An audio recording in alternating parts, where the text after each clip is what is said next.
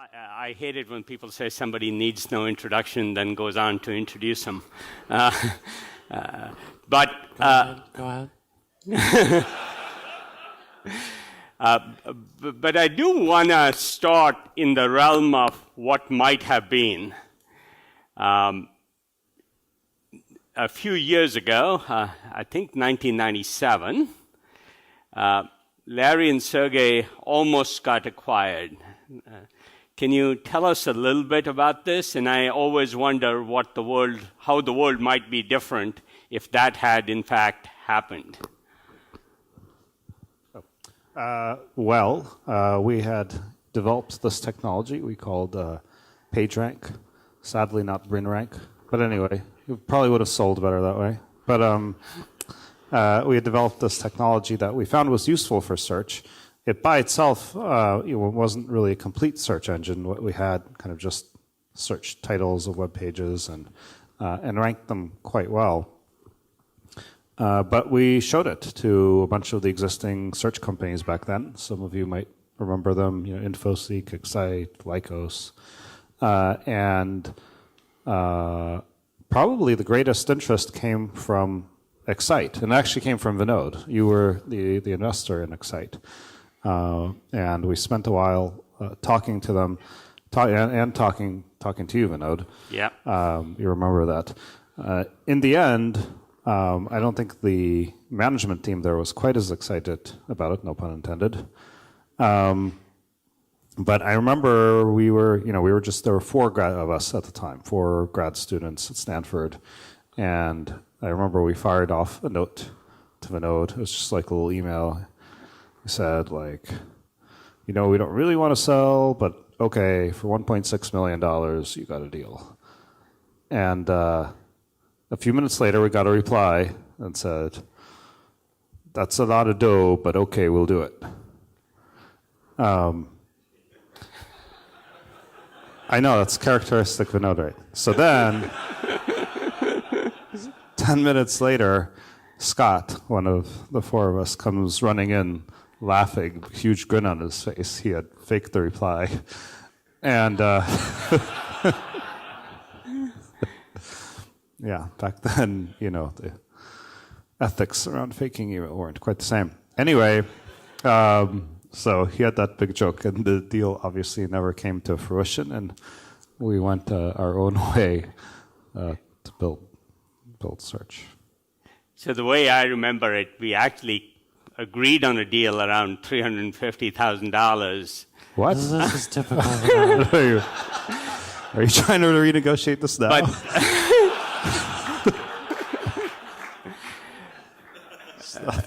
But I had a hard time getting the management team to agree that they should acquire Google. I think he's saying that they were having a hard time going to 350, and we were having a hard time changing our number. Yeah, they felt they didn't need it. But, I start here for one very simple reason. There are many, many instances where things could have gone either way. And I'm really glad they didn't acquire, because the world might have been a very, very different place. Looking back in retrospect, I feel like it would have been really, really sad if, in fact, Larry and Sergey had sold the company and not pursued the vision and changed the world the way they have. So it's actually kind of an interesting story, because the reason we didn't sell it is not so much the money. I mean, I don't know, we were like grad students, eating burritos or whatever. So $1 million was a fair amount. The reason I think we really didn't sell the company was that we talked to all the search companies at the time, and they just weren't interested in what we were doing. And it was obviously didn't want to buy this company that didn't really have anything without the people. So they wanted us, but we were well, why are we going to work at this place that doesn't believe in search? It's not going to cause anything good to happen. So I think ultimately we didn't sell for that reason, just that they weren't interested in it, which is the same reason they, had trouble getting to $1 million, which I guess at the time was a lot of money. But But I think ultimately for me, it was just about wanting to actually, search seemed pretty important. It was about actually wanting to do something in that area. And it didn't seem like that was going to happen in these organizations. Yeah.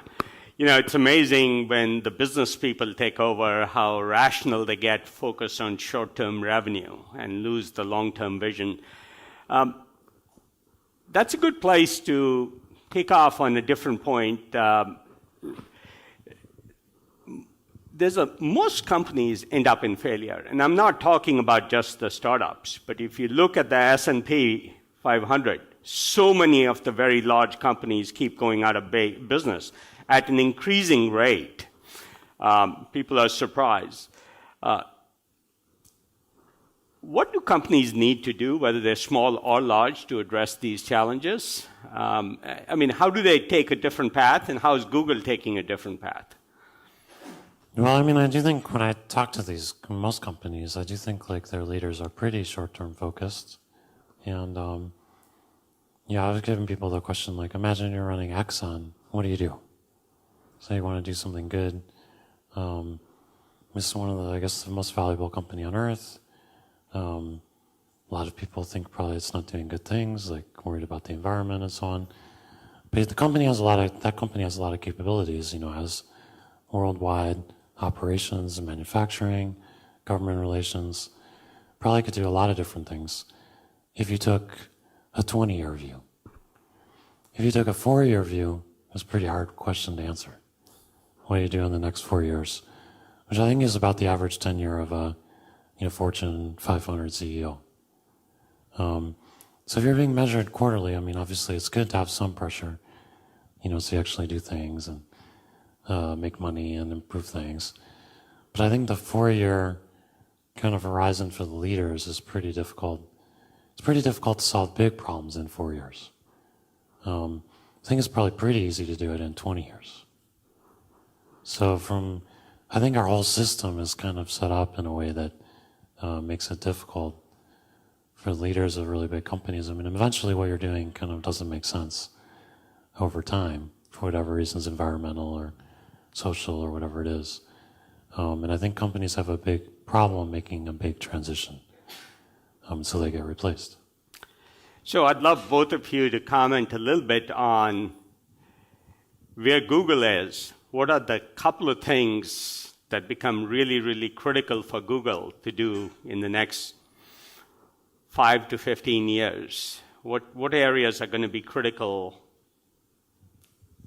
I think if there were a couple areas that were critical, then that would be too vulnerable a spot to be in a way. There are many opportunities to broadly use technology to impact the world and to have a successful business, and we try to invest in at least in the places where we see a good fit to our company. But that could be many bets, and only a few of them need to pay off. I guess from my perspective, running Google X, that's kind of my job is to invest in a number of opportunities, each one of which may be a big bet. But I hope, I guess you have a portfolio too, but I hope across that portfolio, some of them pay off. And some of them are connected to our existing business and some not so much. If you look at the self-driving cars, for example, I hope that could really transform transportation around the world and reduce the need for individual car ownership, the need for parking, road congestion, and so forth. So, if that was successful in its own right, I'd be super happy. It's obviously still a big bet. It's got many technical and policy risks. But if you are willing to make a number of bets like that, you got to hope that some of them will pay off. Mm-hmm. Larry, any particular areas you think are critical to Google's success the next few years? Areas you don't want to screw up in? I think we're pretty excited about Android. Android, obviously. I think that we have our traditional brushes, obviously search and things like that. I think one of the things people have been confused about. People are like, well, "What is Google? Why are you guys coherent?" And it's really interesting when you look at search, just really trying to understand everything in the world, make sense of it, organize it for people. We kind of said, well, we're doing that, and a lot of the queries are actually about places, and we need to understand places. And then we said, well, a lot of the queries are, about content we can't find, we do books, and so on. So we've kind of been gradually expanding that. And if you look at things like Google Now also, actually, well, maybe you don't want to ask a question. Maybe you want to just have it answered for you before you ask it. That would be better. Originally the I'm feeling lucky button, I was supposed to be, you should be able to skip the search results and go directly to the answer. Unfortunately, it didn't work that well. It was kind of an obtuse naming of the feature. But that was the same kind of idea. And I guess we feel like right now the computers are still pretty bad. I mean, you're just messing around, you're kind of scrolling on your touch screen phone and trying to find, you're in a car and it's bouncy and it doesn't really work. And so I think the actual amount of kind of knowledge you get out of your computer versus the amount of time you spend is still pretty bad. And so I think our job is to kind of solve that, and most of the things we're doing make sense in that context. So along those lines, one of the areas I know you've both been very interested in is machine learning and AI, as it's been called in the past. And in the past, it's never quite reached its potential or speculated potential.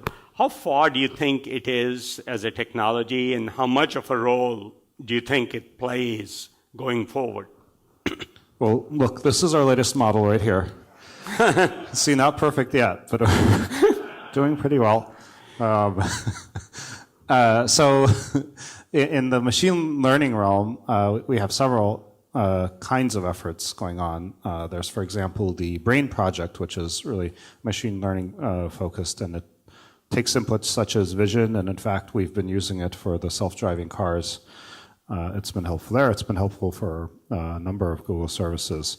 And then there's sort of more general intelligence, like the DeepMind acquisition that, in theory, we hope will one day be fully reasoning AI. Now those are obviously computer scientists have been promising that for decades and not at all delivered. So I think it would be foolish for us to make prognoses about that. But we do have lots of proof points that one can create intelligent things in the world because all of us are around, and therefore you should presume that someday we will be able to make machines that can reason and think and do things better than we can. So in this group is a bunch of people who are addressing the beginnings of the machine learning revolution. There's people replacing farm workers so you can weed plants and provide plant-by-plant care. People who are doing machines to make hamburgers automatically, all the way up the chain to people replacing law clerks or legal clerks, or even doctors, psychiatrists, ENT specialists, you name it.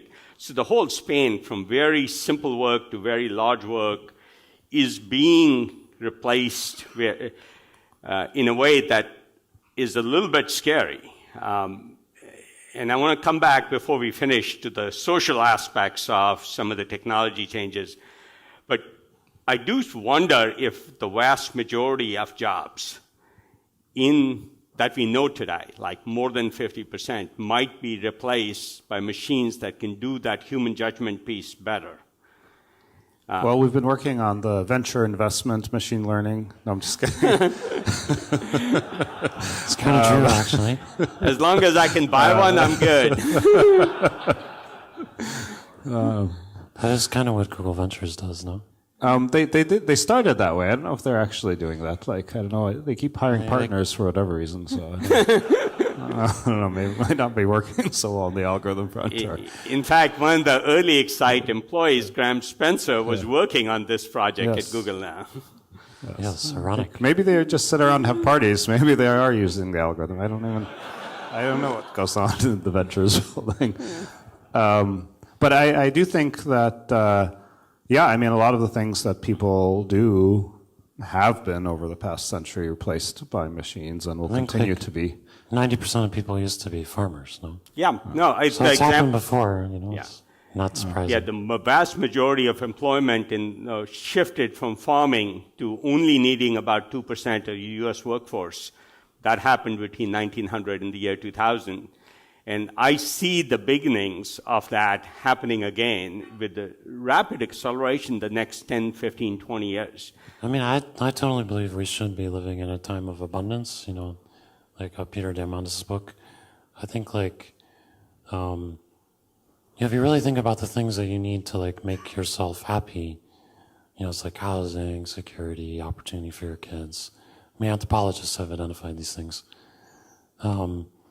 I mean, it's not that hard for us to provide those things. The amount of resources we need to do that, the amount of work that actually needs to go into that, it's pretty small. I'm guessing less than 1%. Yeah. At the moment. So the idea that everyone needs to work frantically to meet people's needs is just not true. So I do think there's a problem that we kind of don't recognize that, and I think there's also kind of a social problem that a lot of people aren't happy if they don't have anything to do. So we need to give people things to do, You need to feel like you're needed and wanted and have something productive to do. But I think the mix with that and the industries we actually need and so on there's not a good correspondence. That's why we're busy destroying the environment, doing other things maybe we don't need to be doing. So I'm pretty worried until we figure that out, we're not going to have a good outcome. One thing, I was talking to Richard Branson about this. They have a huge problem there, they don't have enough jobs in the UK. So he's been trying to get people to hire 2 part-time people instead of 1 full-time. So at least the young people can have a half-time job rather than no job. And it's slightly greater cost for employers. I was thinking the extension of that is if you have kind of global unemployment or widespread unemployment, you just reduce work time. Everyone I've asked a lot of people about this to say, maybe not you guys, but most people, if I ask them would you like, an extra week of vacation, they raise their hands, 100% of people. 2 weeks or 4-day work week, everyone will raise their hand. Most people like working, but they'd also like to have more time with their family or to do their own interest. So that would be one way to deal with the problem, is if you had a coordinated way to just reduce work week. And then if you had slightly less employment, you can adjust and people would still have jobs. I'll quibble a little bit that I don't think in the near term the need for labor is going away. I mean, it gets shifted from one place to another, but people always want more stuff or more entertainment or more creativity or more something. I think it's kind of an imperfect system, so there's no reason that it really will correspond. There's been some economics arguments that that's not as true now as it has been. But, that could be to other kinds of governance problems and so on. But nobody really knows the answer to that question. Yeah, but since we went into the social domain, there's short-term issues like we are seeing in San Francisco. People not appreciating that people who are part of the ideas economy in some way are doing much better than people who aren't. San Francisco thing is really a governance problem because we're building lots of jobs, lots of office buildings, and no housing. And so it's not surprising that causes a lot of issues, and you also have a lot of people who are rent controlled, and so they don't participate in the economic increase in housing prices. It actually hurts them. It doesn't help them. Mm-hmm. So I think those problems are more structural and very serious problems. We're not really on path to fix those problems as a Bay Area. Mm-hmm. Yeah, but there may be indicators that income distribution will get more lopsided over time. Yeah, that's true. That's also a big issue, I think. And I fundamentally believe we moved from an economy of labor and capital to an economy of ideas. And most economists haven't caught on to this change, that ideas are a disproportionately large part of the growth of the economy, which I won't go too deep in there, but it leads to some interesting questions, and the Republican-Democratic divide about taxes and income redistribution may become much more critical and much more intense. I don't know if you have any thoughts on that. That seems to be... we don't have to go there if you... No, I mean, I think, I think ideally one would, try to tax more the things that we don't want and either subsidize or encourage the things that we do want. So, I think, the kinds of things people spend money on that are wasteful, you could imagine having higher taxes on, or, things that are harmful like carbon, it could be taxed at a higher rate, and that would, on the one hand, presumably slow wasteful spending, but on the other hand, perhaps we could encourage the kinds of investments that we want to be making. Yeah, looking 40 years out, I find it hard to imagine why we won't need to support half the population to not work, but pursue other interests that are interesting to them. Suddenly X Games is an entertainment event instead of a sport. Anyway, let me go back to Google. We talked a little bit about self-driving cars. How large a change do you think that can cause to happen in society?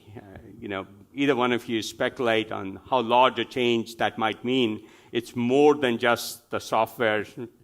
Yeah, I hope it can be a really dramatic change. Off the bat, of course, there's the many people who currently cannot get around if they're too old, too young, disabled, and so forth. But that's still just a fraction of the population. I think the bigger changes can come to the community, the lifestyle, the land use. So much of our land in most cities, about 30 to 50% is parking, which is a tremendous waste. And also the roads themselves, which are both congested and take a lot of space and are just unpleasant. So with self-driving cars, you don't really need much in the way of parking because you don't need one car per person. They just come and get you when you need them. And you can also make much more efficient road use and this is not something we've developed yet, but it's certainly been simulated by many. They can form trains, they can go at high speed, perhaps much higher than our highway speeds here.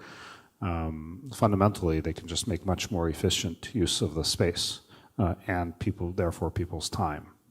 So I think that can be really transformative. Yeah. Real quickly, and I love the car because it's such a radical transformation in economics. The way I look at it, a car is $300 a month to lease, a driver is $300 a day. A driverless car is 97% cost reduction in the cost of a driven car, making it cheaper than a car you own, probably. So it completely changes economics. But the traditional auto companies aren't going to want a large reduction in the number of cars. It depends if they have a 5-year view or a 20-year view. Well, it also depends if they're the ones producing them. Yes, any individual company might be happy as long as they're the ones making those cars.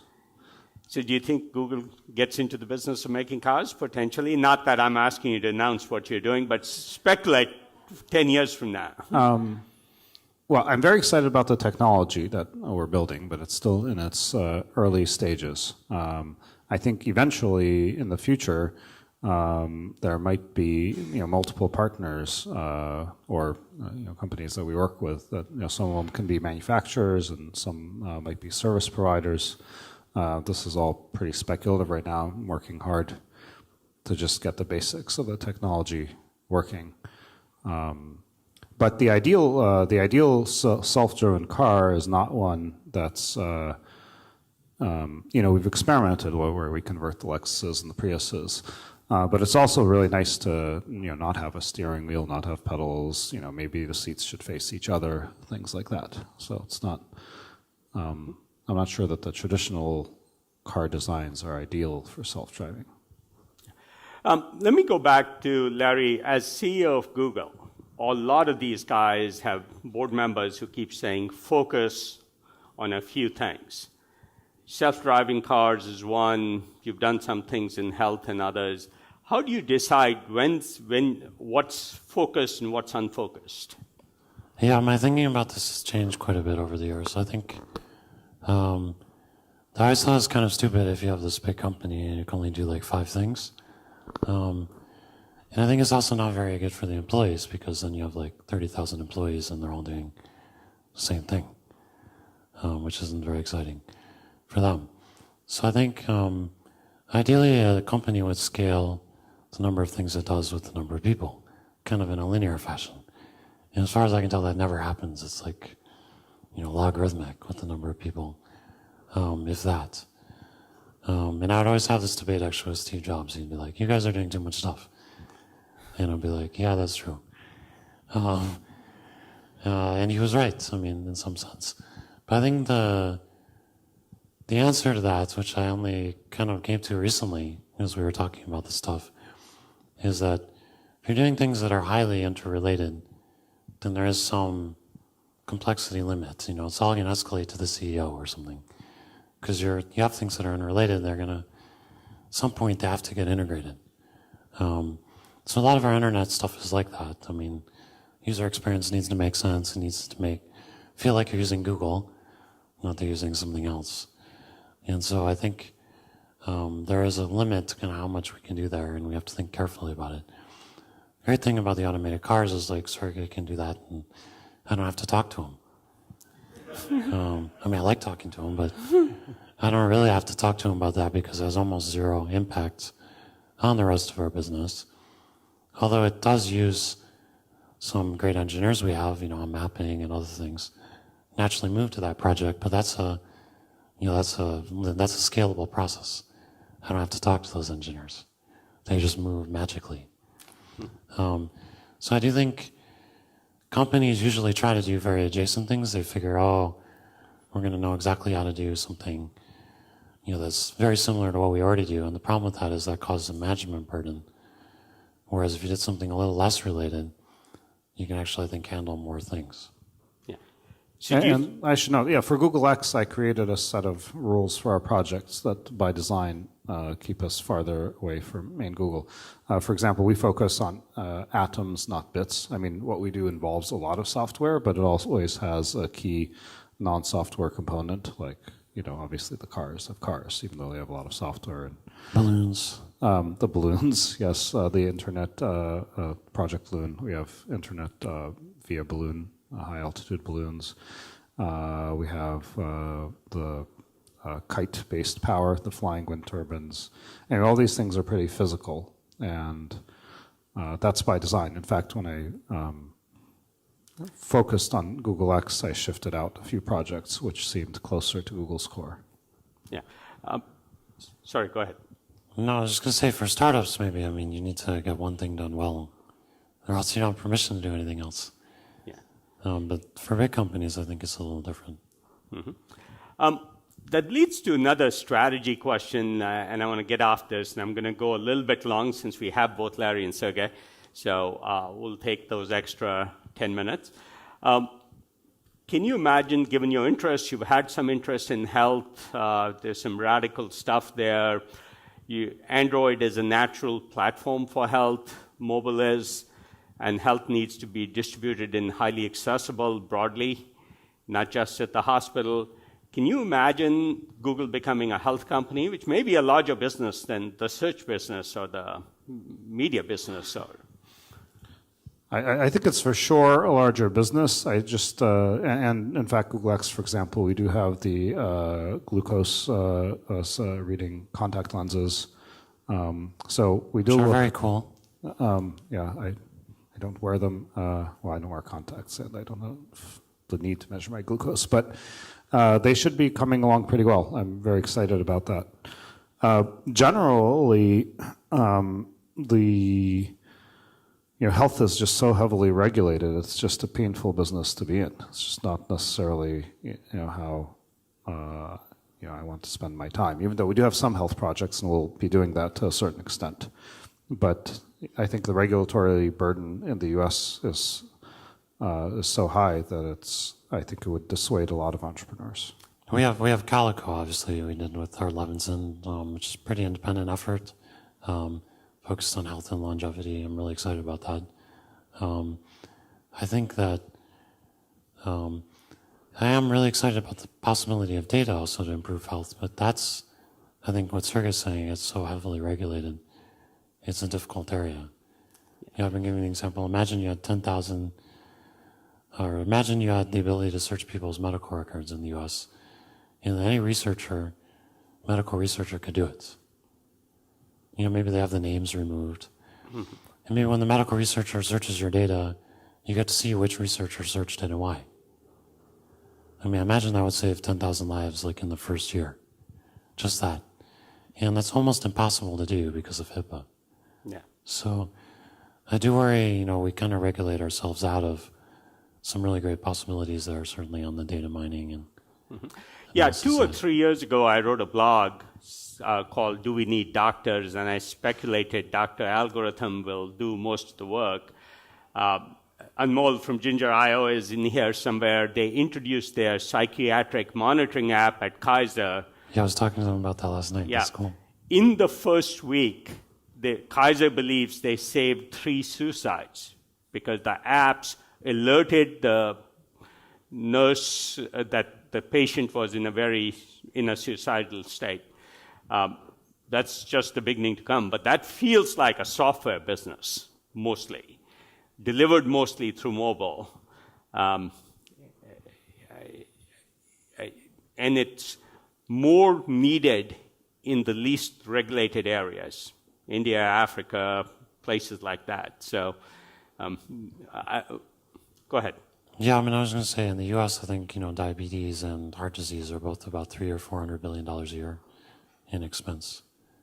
That's of the 1.2 trillion, so it's a pretty big chunk. So definitely just making a dent in those would be a big deal for people. And in fact, the first, most people may not know this, but the first mobile app got approved as a pharmaceutical because it's directly competitive with metformin, which is the principal drug for blood sugar reduction. So it has the same effect, and the FDA approved it, of course, with the funny caveat that it has to be refilled every 3 months, and it's priced at $182 a month.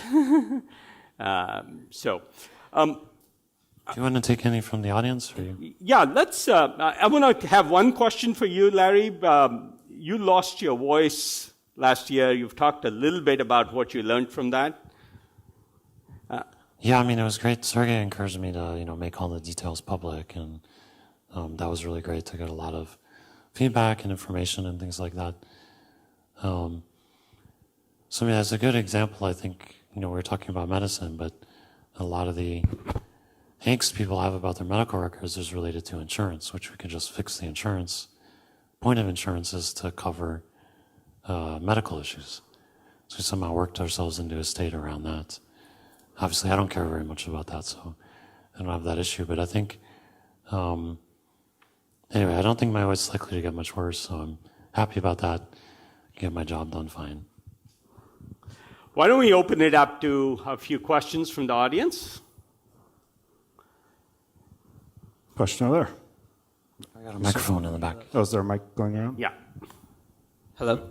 Hi, I'm Vivek. Co-founders are super important for building a company, and you guys are doing great for 15 years. Have you sort of fundamentally disagreed on something at all over the last 15 years, and how did you resolve? Oh, where do I start? No.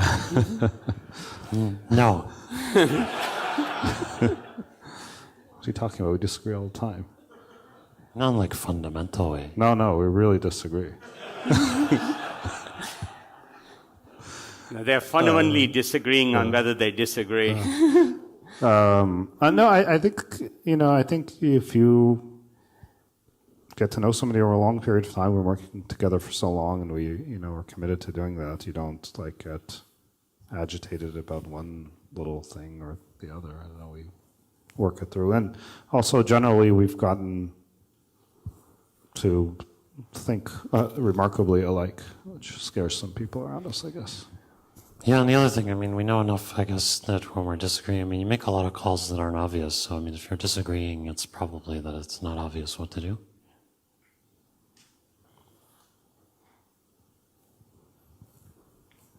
Let's see, there's whoever has Yeah. the mic, ask the question. Eric? Yeah. So back to the original question of the kind of alternative universe where you sold to Excite. You were grad students. You could imagine that happened, right? If maybe it was 10 million, maybe it was 100 million, right? There's some price that might have made that happen. What do you think you would have done next after working at Excite for a couple of years? Well, I think we'd be very happy. We'd have like a nice house. And I don't know, do you remember the Founders Dungeon? no. Yeah, when we toured Excite, this was one of the kind of hard things about it. They toured us around. It was actually, I think it was like Terabella or something. It's one of the buildings we now occupy. Yeah. But anyway, here's these offices. We go downstairs and they like locked away this one founder. I don't remember which one it was. He's like in a little closet downstairs. He goes, "Yeah, I'm so happy down here," and he's just in this little janitor's closet. It was like a little dungeon. I don't know. I don't know. It's hard to say. I don't know how long I would have stayed. To be honest, I don't know if it would have been a good acquisition for them. To be honest, I don't know that we would have been so passionate or productive or whatnot. Yeah, I think that's true. Hi. You mentioned the limitations of a 4-year outlook versus a 20-year outlook. I'm wondering your thoughts on governments and their limitations in having these limited terms, and what would be government 2.0 in your mind? Boy, I don't know. That's a really big topic. I think, which I don't know very much about, but I do worry that when I look at the governments, our interaction with governments or things we get interested in, spectrum or whatever, that it becomes pretty illogical. And I think the reasons aren't that the people aren't good and they're trying to do good things. I mean, most people you talk to in government, are in there for the right reasons. They're not there for the pay, typically. They're there because they want to make the world better. But I think the set of rules that we have, one thing that I would observe is that the complexity of government increases over time. So if you just look at all of our democracies around the world, the amount of regulation and law we have increases without bound.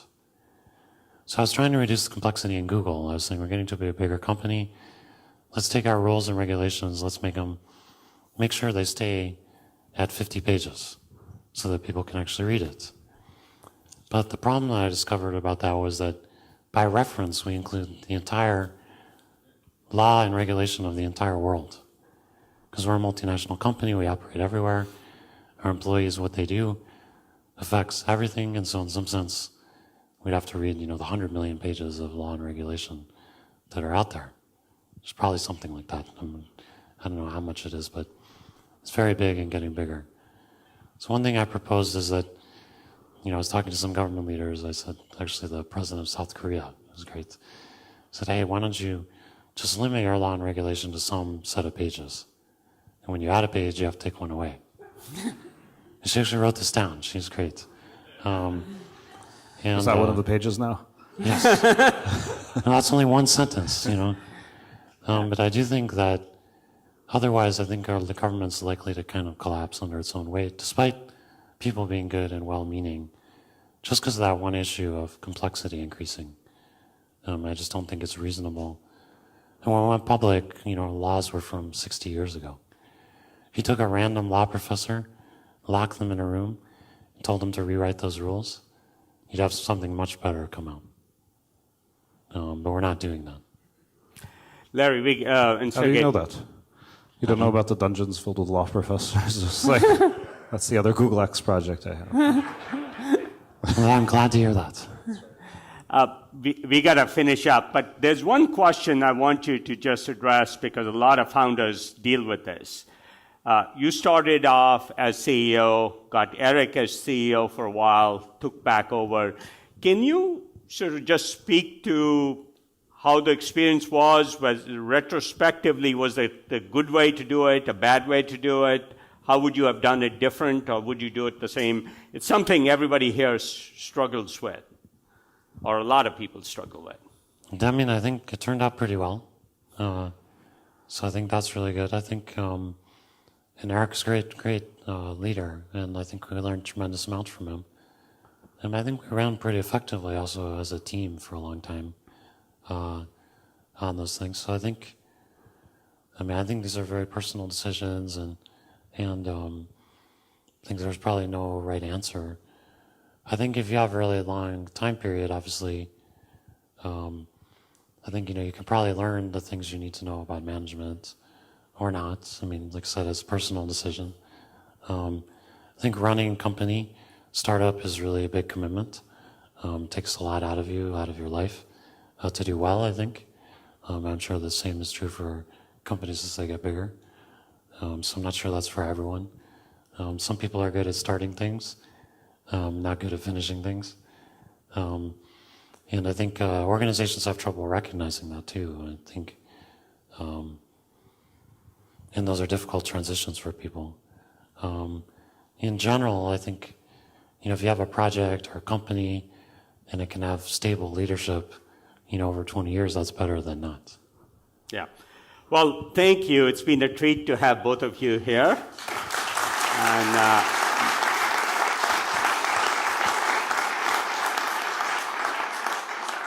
really appreciate the time to have you two drive here, or in Sergey's case, to kiteboard here.